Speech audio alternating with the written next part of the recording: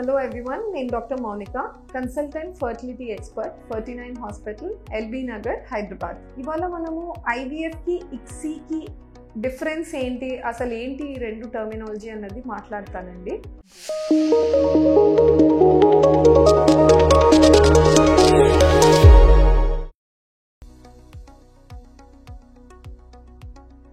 Test tube baby పద్ధతి IVF in vitro fertilisation అంటాం.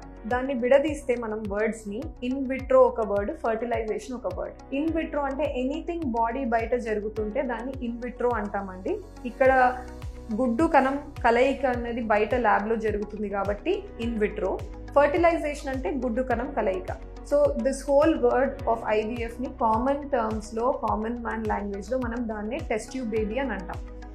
ICSI IVF డిఫరెంటా, రెండు బోత్ ఇంటర్ రిలేటెడా ఏంటివి అంటే, లేడీకి మత్తు ఇచ్చి ఎగ్స్ బయటికి తీసిన రోజు హస్బెండ్ కూడా శాంపిల్ ప్రొవైడ్ చేయాల్సి ఉంటుంది, వీర్య కణాల శాంపిల్. అటువంటి శాంపిల్ని మేము ప్రాసెస్ చేసి ఆ ప్రాసెస్డ్ శాంపిల్ని ఒక చిన్న పెట్రీ డిష్లో తీసుకొని, తనకు 8 eggs వచ్చాయి అనుకుందాం ఫర్ ఎగ్జాంపుల్. సో ఆ రిట్రీవ్ అయిన 8 eggsని ఆ డిష్లో ఉన్న సిమెన్ శాంపుల్లో వదిలేస్తే ఓవర్ నైట్, దాన్ని మనం IVF అంటున్నాం.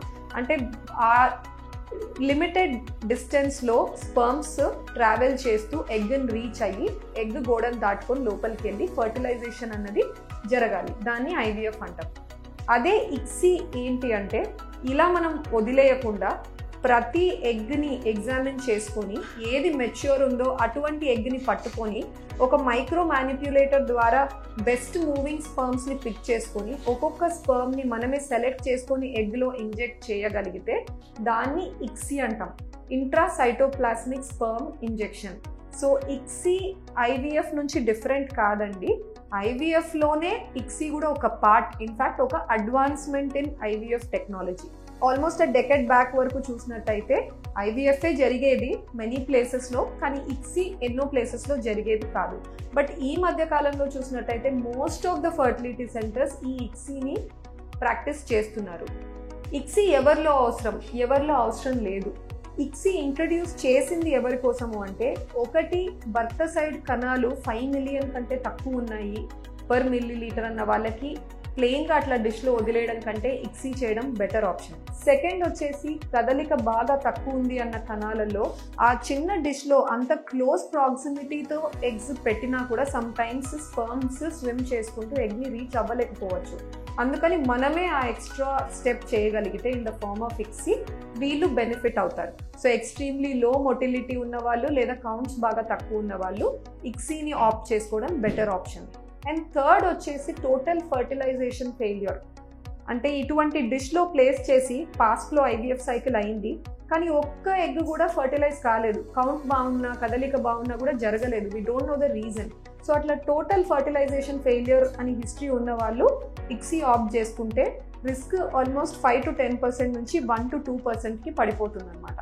అందుకని ఈ ICSIని పర్టిక్యులర్ ప్లేసెస్లో అన్నవి సెలెక్ట్ చేశారండి. అండ్ ఆల్సో PCOD, నీటి బుడగల సమస్య ఉన్న వాళ్ళకి గుడ్డు గోడ బాగా రెసిస్టెంట్గా గట్టిగా ఉంటుంది. సో అలాంటి వాళ్ళలో మనం ఆ గోడని ఒక నీడిల్ ద్వారా మనం బైపాస్ చేసి స్పర్మ్ని లోపల వదలగలిగితే వాళ్ళకి బెనిఫిట్ ఉంటుంది. So ICSI is like that. ఇప్పుడు మళ్ళీ కొత్తగా డిస్కషన్ ఏంటంటే, ఎన్నో సెంటర్స్ మనం ICSI అందరికీ చేస్తున్నామండి. అంటే ఇలా మనం కేటగరైజ్ చేయట్లేదు ఈ మధ్యకాలంలో. అంటే వీళ్ళకి IVF చేద్దాం, వీళ్ళకి ICSI చేద్దాం అని మేమేమి కేటగరైజ్ చేయట్లేదు. అందరికీ కూడా జనరలైజ్గా మేము ICSI చేయాలనే చూస్తున్నాం. So we get good fertilization rates. Again research purpose విధంగా ఏది బెటర్ అన్న డిబేట్ ఉంది. అంటే IVF బెటరా, ICSI బెటరా?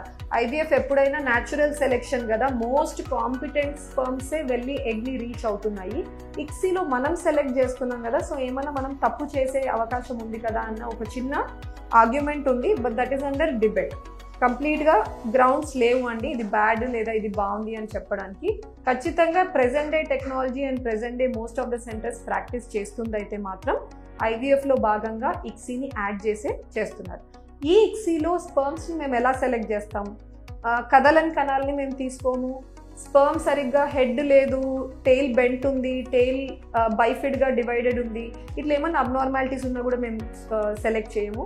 ఏ స్పర్మ్ సెలెక్ట్ చేయాలని చూస్తామంటే ప్రోగ్రెసివ్లీ మొటైల్, ముందు కదిలే కణాలు నార్మల్ ఫామ్లో ఉన్నవి మేము సెలెక్ట్ చేయాలని చూస్తాం.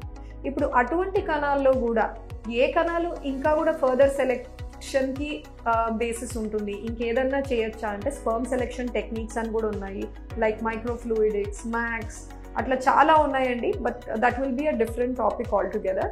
సో అటువంటి ఎక్స్ట్రా మెథడ్స్ కూడా మనం ఇంప్లిమెంట్ చేసి ఇంకా అడ్వాన్స్డ్ లెవెల్లో స్పర్మ్స్ని సెలెక్ట్ చేయొచ్చు. So we have better outcomes and better pregnancy rates. Thank you.